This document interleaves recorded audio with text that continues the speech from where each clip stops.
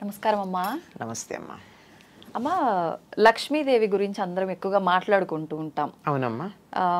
మనం ఎక్కువ ఆరాధించడం కూడా లక్ష్మీదేవిని అందరం ఆరాధిస్తూ ఉంటాం. కానీ దరిద్ర దేవత కూడా ఉంది, దరిద్ర లక్ష్మి అని కొన్నిసార్లు వింటుంటాం.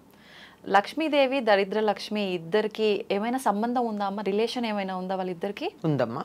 ఆవిడ అక్కగారు, ఈవిడ చెల్లెలు. అక్క చెల్లెలే. ఆవిడ జ్యేష్ఠాదేవి అంటారు ఆవిడ్ని. జ్యేష్ఠ అంటే పెద్దది, పెద్ద ఆవిడ లక్ష్మి, దరిద్ర దేవత. చిన్న ఆవిడ లక్ష్మీదేవి. అందుకే పూర్వకాల ఇళ్లలో ఎవరి మీద కోపం వస్తే దరిద్రం అంతిట దష్ట అనేవారు. అంటే జ్యేష్ఠకు సంబంధించింది దష్ట. అంటే వ్యవహారంలో అట్లా ఊర్లలో నిజంగా దష్ట అంటారు కదా, అంటే నువ్వు దరిద్రం అని అర్థం అక్కడ. జ్యేష్ఠాదేవి అని అంటే ముందు ఆవిడ పుట్టింది, తర్వాత లక్ష్మీదేవి పుట్టింది. ఎప్పుడైనా ఏదన్నా మనం చేసేటప్పుడు ఏమవుతుందమ్మా, పనికిరాంది ముందు వస్తుంది, పనికొచ్చే తర్వాత వస్తుంది. పాల సముద్రం తరచినప్పుడు ఏమొచ్చింది? ముందు హాలాహలం వచ్చింది, అందులోంచి చెడంతా వెళ్ళిపోయింది, తర్వాత అమృతం వచ్చింది. పొలంలో పంట వెయ్యంగానే చేసే పని ఏమిటి? కలుపు తీస్తారు కొద్ది రోజుల్లో. పనికిరానివి తీసేస్తే పనికొచ్చేది ఏపుగా వస్తుంది. అట్లాగే ముందర లక్ష్మీ జ్యేష్ఠాదేవి ఆవిర్భవించి ఆ తర్వాత లక్ష్మీదేవి ఆవిర్భవించింది అని చెప్తారు. ఇది వాళ్ళకు ఉన్నటువంటి చుట్టరికం. అక్కా చెల్లెలు. ఈ అక్కా చెల్లెలు ఇద్దరు కలిసి ఉండరు. ఎందుకనమ్మా? ఈవిడుంటే ఆవిడుండదు, ఆవిడుంటే ఈవిడుండదు, అంతే. ఇద్దరు ఒకటే. ఎలాగంటే నాణ్యానికి ఉన్న బొమ్మ బొరుసులాగా. నాణ్యం ఈ రెండిటికి ఉన్న చుట్టరికం ఏమిటి?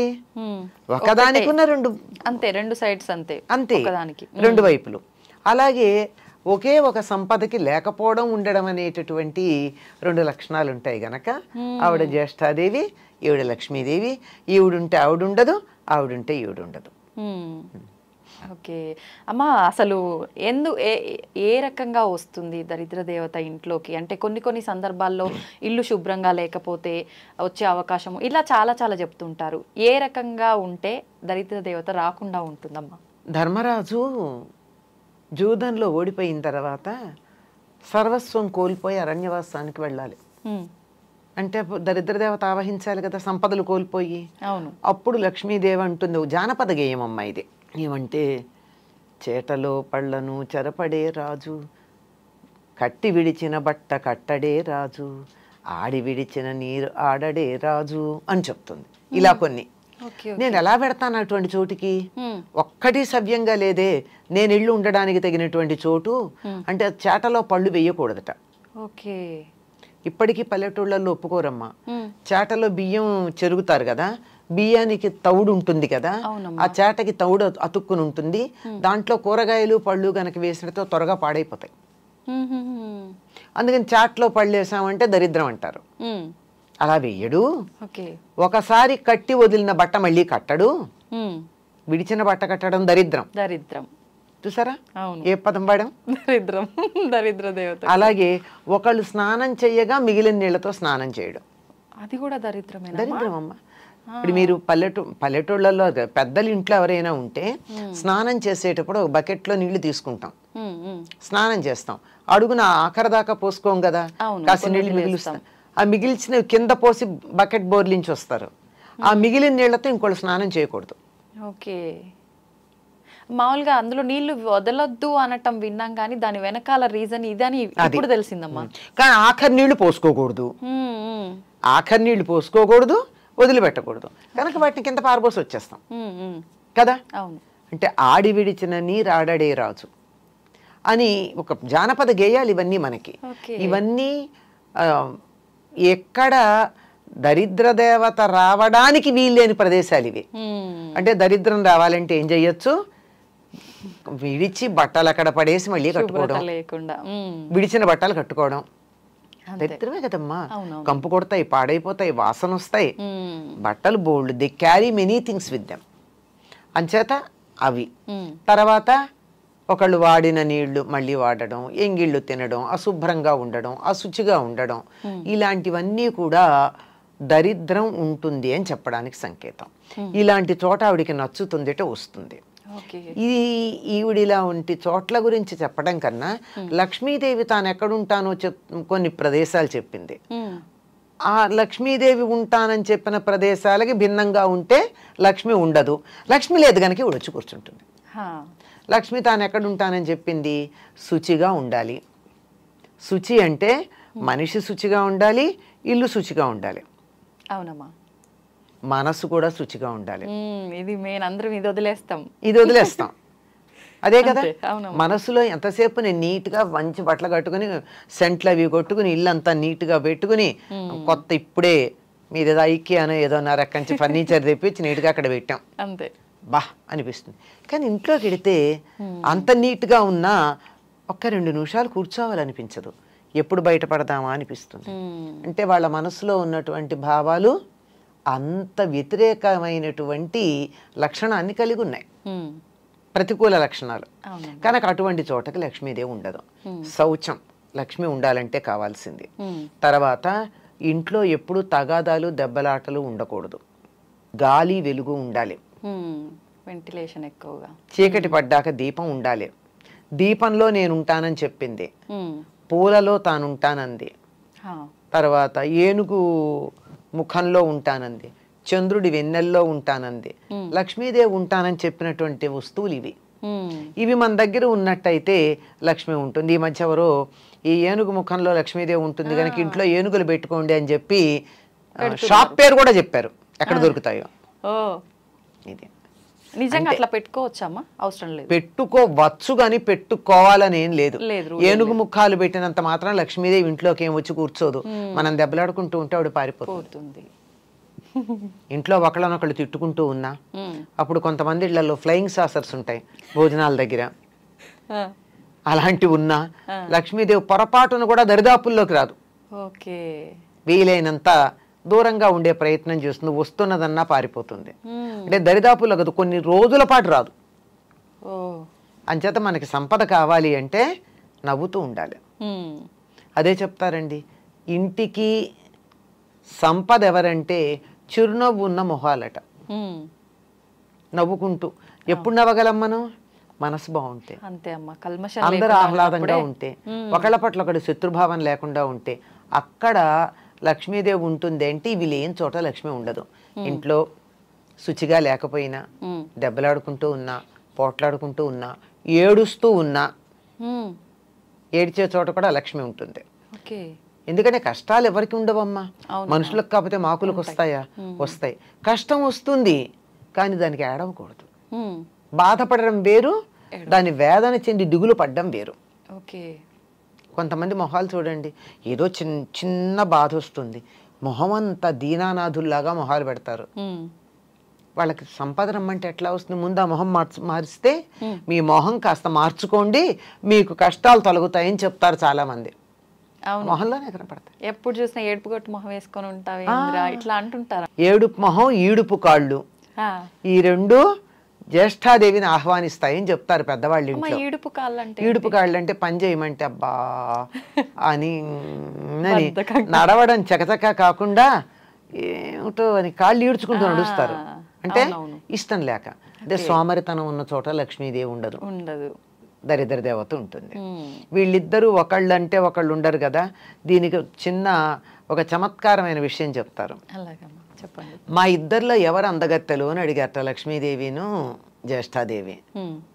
ఎవరిని అందగత్తెలన్నా రెండో వాళ్ళకి కోపం వస్తుంది కదా. అవునమ్మా. మరి లక్ష్మి కావాలి, జ్యేష్ఠాదేవి అక్కర్లేదు. అందుకు ఆయన తెలివిగా అన్నాడట, ఇద్దరిని అక్కడ నిలబెట్టి మీరు ఇటు రండి, నువ్వు ఇటు వెళ్ళు అన్నట్ట. లక్ష్మీదేవిని ఇంట్లోకి రమ్మన్నాడు, జ్యేష్ఠాదేవిని వెళ్ళమన్నాడు. అబ్బా నువ్వు అలా బయటికి పెడుతుంటే ఎంత అందంగా ఉన్నావు అన్నట్ట జ్యేష్ఠాదేవిని. లక్ష్మీదేవిని నువ్వు ఇంట్లోకి వస్తుంటే ఎంత అందంగా ఉన్నావు అన్నట్ట. అయిపోయింది. ఎంత తెలివిగా చెప్పారు కదమ్మా. మనకు కావాల్సిందే అది. అదే కదా. అప్పుడు వెళ్తే ఈవిడ వస్తుంది, చీకటి పెడితే గాని వెలుగు రాదు. అంతే అంతే అంతే కదా. అంచేత వెలుగు లేకపోతే చీకటి వస్తుంది. అవును, చీకటి వస్తే వెలుగుపోయింది కాదు, వెలుగు లేకపోతే చీకటి వస్తుంది. అందువల్ల వెలుగుని ఆహ్వానించుకోవాలి, చీకటి దానంతట అదే పోతుంది. అంచేత సూపర్ అమ్మా నిజంగా. ఎవరమ్మా ఇది చెప్పింది? ఏదో ఒక పండితుడి గురించి ఒక కథ చెప్తారు. ఇది ఒక ప్రధానమైన పండితుడు అని కాదు, ఊరికే అసలు తెలివితేటలు ఎట్లా ఉంటాయి అని చెప్పడానికి ఒక పండితుడి పేరు పెట్టి చెప్పినటువంటి లోకంలో ఉన్నటువంటి కథ. చాలా అద్భుతంగా అసలు నిజంగా చెప్పేవారు. ఇలా ఉంటాయి. అంచేత మనకి సంపద కావాలి అంటే లక్ష్మీదేవి లక్ష్మి అంటే డబ్బు అని మాత్రమే అనుకుంటాం మనం. అవునమ్మా. కాదమ్మా, అష్టలక్ష్ములు ధనంతో పాటుగా ధాన్యం, చదువు, ఆరోగ్యం, సంతానం ఇలాంటివన్నీ కూడా లక్ష్ములే. ఇవన్నీ కూడా మనకు అనుకూలంగా ఉండాలి అంటే ఎప్పుడు మనం ఆహ్లాదంగా ఉండాలి, నవ్వుతూ ఉండాలి, ఇంట్లో గాలి వెలుగు ఉండాలి, శరీరం మనసు కూడా శుచిగా ఉండాలి. ఇవేమీ లేకపోతే అక్కగారు వచ్చి కూర్చుంటారు, అక్కగారు వద్దనుకుంటే ఇవన్నీ ఉండాలి. అంతే. మనం తన కోసం పెద్ద ప్రయత్నాలు ఏం చేయాల్సిన అవసరం లేదు. లక్ష్మీదేవిని ఆహ్వానించాలి, మనకు కావాలి ఇవన్నీ అనుకుంటే ఆటోమేటిక్ గా ఇందులో ఏదన్నా డబ్బు పెట్టి చేయాల్సిన పని ఉందమ్మా? లేదమ్మా. నవ్వుతూ ఉండడానికి డబ్బు అక్కర్లేదు కదా. లేదు, మనసు ప్రశాంతంగా ఉంచుకుంటే సరిపోతుంది. ఇల్లు శుచిగా పెట్టుకోవడానికి డబ్బు అక్కర్లేదు కదా. అవును. పోట్లాడుకోకుండా ఉండడానికి డబ్బు అక్కర్లేదు కదా. తిట్టుకోకుండా ఉండడానికి డబ్బు అక్కర్లేదు కదా. ఏడవకుండా ఉండడానికి డబ్బులు అక్కర్లేదు కదా. ఇవేమీ డబ్బులు అక్కర్లేకుండానే మనకి లక్ష్మి వచ్చేటటువంటి సాధనాలు. అంతే, మనం రూపాయి ఖర్చు చేయాల్సిన అవసరం లేదు. కానీ చాలా మంది ఇవన్నీ జరగాలంటే ఈ రెమెడీ చేయాలి, ఆ రెమెడీ చేయాలి, ఇలాంటివన్నీ చెప్తుంటారు కదమ్మా. అసలు ఇవన్నీ వర్కౌట్ అవుతాయా? అవ్వవనే అనిపిస్తుంది ఇప్పుడు మీరు చెప్పినవన్నీ వింటే. ఇవన్నీ ఈ లక్షణాలని తీసుకొచ్చే సాధనలకు మనకు వస్తాయి అంతే. ఓకే. ఇప్పుడు మీరు ఈ జపం చేస్తూ కూర్చోండి అంటే తిట్టకుండా ఉంటారు, అంతసేపు చాలదు. అంతే అంతే కదా. ఏదో దేవుడు పూజ అనగానే జపం చెయ్యాలి అంటే శుచిగా ఉంచుకుంటారు కదా మిగిలిన సమయానికన్నా. ఇలా ఉపయోగపడతాయి. లక్ష్మీదేవి రావడానికి కావలసినటువంటి వాతావరణాన్ని కల్పించడానికి ఉపయోగపడతాయి. ఆ వాతావరణం మంత్రం లేకుండా కూడా మనం కల్పించుకోవచ్చు. అంటే మంత్రాలు వద్దని కాదు, వాటికి శక్తి లేదు అని చెప్పట్లా నేను. అవన్నీ చెయ్యలేకపోయినా ఇలా ఉంటే వస్తాయి. చేయగలిగితే చేసుకోవచ్చు, చేయలేకపోతే విచారం అవసరం లేదు. మళ్ళీ మంత్రం అంటే మనం చెప్పే విధానం అటు ఇటు అయినా కూడా మీరు ఇందాక అన్నట్టు అర్థాలు మారిపోతున్నాయి. దానికన్నా మనం ఇదంతా మీరు చెప్పినట్టు చేసుకోవడమే బెటర్. హాయిగా ఉండండి. అంతే అంతే. లలితా సహస్రనామంలో ఒక నామం ఉంది అమ్మవారి గురించి, సుఖారాధ్య అని ఉంది. సుఖంగా ఆరాధించబడేది. సుఖంగా ఆరాధించేదానికి ఎందుకు కష్టపడతామమ్మా? అమ్మవారి ఆరాధన సుఖంగా చేసుకోవచ్చుగా. అంతే, హాయిగా చేసుకోవచ్చుగా. కష్టపడి ఎందుకు చెయ్యాలి? సోమరితనం ఉండకూడదు కానీ, అవునవును, బద్ధకం ఉండకూడదు కానీ కష్టపడమని చెప్పాల. అందరూ ఆర్భాటాలు, హంగులు, హడావిడి, పూజలు ఇవన్నీ అనగానే అమ్మో అన్ని నియమాలు పాటించాలి, ఎన్నో కష్టాలు, ఇబ్బందులు. నియమాలు ఉన్నాయి లేకపోలా, కానీ అవి కూడా చాలా తేలికైన నియమాలు. మనం అనుకుంటే తేలికమ్మా. కాదమ్మా, శుచిగా ఉండమంటే అదేమంత కష్టం? ఉతికిన బట్టలు కట్టుకోమంటే కష్టమా? ఇల్లు శుభ్రంగా పెట్టుకోమంటే కష్టమా? సోమరిపోతులకు కష్టమే అమ్మా. అందుకే సోమరితనం ఎలా ఉంటుంది? ఉండదు. అంచేత కొంచెం శుచిగా పెట్టుకోండి అంతే. ఇలా చిన్న చిన్నవి ఈ రెండే కాదు, ఇంకా కొన్ని ఉన్నాయి. అవి కూడా చాలా ఏమీ కష్టం లేనివమ్మా.